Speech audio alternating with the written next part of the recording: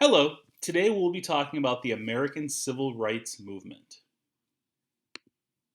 At the end of this presentation, you should be able to do these two things.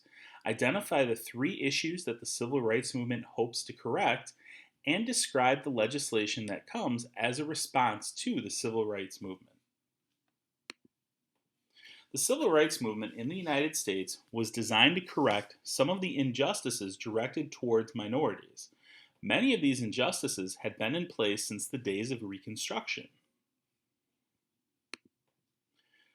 The Civil Rights Movement lasts primarily from 1955 to 1968, but some of the conflicts are far reaching, and the problems had been in place for a long time. The Civil Rights Movement set out specifically to combat three problems that confronted African Americans: racial segregation, voter suppression, and mass racial violence. Racial segregation was actually law in the United States with the Supreme Court decision of Plessy v. Ferguson in 1896. This decision declared that segregation was legal so long as all parties were treated equally. This segregation led to the development of different facilities for whites and blacks in most aspects of life. They had separate schools, separate bathrooms, separate drinking fountains, and even separate seats on the bus. Despite the fact that these facilities were supposed to be equal, most times the facilities for African Americans were anything but. Pictured below, you have an example of a white drinking fountain compared to a colored drinking fountain. And you can see that these two drinking fountains clearly are not created equal. Voting rights was another issue. Voter registration in southern states was made inaccessible to African Americans. The number of black voters dropped dramatically, and they could no longer elect representatives. Southern states crafted constitutions that disenfranchised, or took away the right to vote, tens of thousands of African Americans. Racial violence was another big issue of the time period. Organizational violence, that which is carried out by police, government institutions, and groups such as the KKK, plagued not only African Americans, but also Latinos in the Southwest and Asians in California. In response to these injustices, many African Americans developed a strategy of direct action through civil disobedience, or nonviolent resistance. They organized sit-ins, freedom rides, and marches that mobilized them on a mass scale. Civil rights leaders also found that they had the support of the courts when the Supreme Court overturned the Plessy v. Ferguson decision and found school segregation illegal in the Brown v. the Board of Education decision of 1954. The Supreme Court had a unanimous ruling, 9-0, finding that separate was inherently unequal.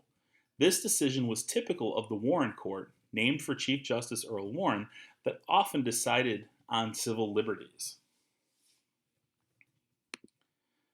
Rosa Parks' refusal to give up her seat on a Montgomery, Alabama bus in 1955 is an example of civil disobedience in action. Dr. Martin Luther King Jr. was another advocate of civil disobedience. He became a nationwide leader of the movement and organized mass gatherings and boycotts. Dr. King also became famous for his speeches, most notably his I Have a Dream speech, where he reiterated his desire to have a society not based on race. Unfortunately, he is assassinated in 1968 before he can see the full implementation of civil rights. Politically, President John F. Kennedy is a big supporter of civil rights and vows to make it one of his top priorities. Unfortunately, Kennedy, like King, is assassinated before he can see his ideas come to be. Kennedy's assassination occurs years before King's in November 22nd of 1963 in Dallas, Texas. He was riding in a limo with his wife when he was shot by Lee Harvey Oswald.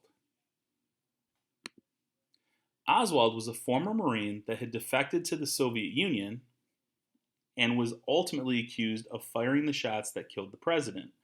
Conveniently, Oswald himself was killed 2 days later by a man named Jack Ruby. Kennedy's assassination sparked quite the controversy, with many theories surrounding the entire affair. Ultimately, the Warren Commission, headed by the same Earl Warren that oversaw Brown versus the Board of Education, concluded that Oswald had acted alone. Kennedy's successor, Lyndon B. Johnson, takes up the cause, and it's him who oversees the Civil Rights Act of 1964. Despite its passage, the U.S. still has a way to go. Several Republicans even go so far as to try to filibuster the passage of the Civil Rights Act. So, checking for understanding. What three issues confronting African Americans does the Civil Rights Movement hope to address? Also, what legislation comes out of the Civil Rights Movement?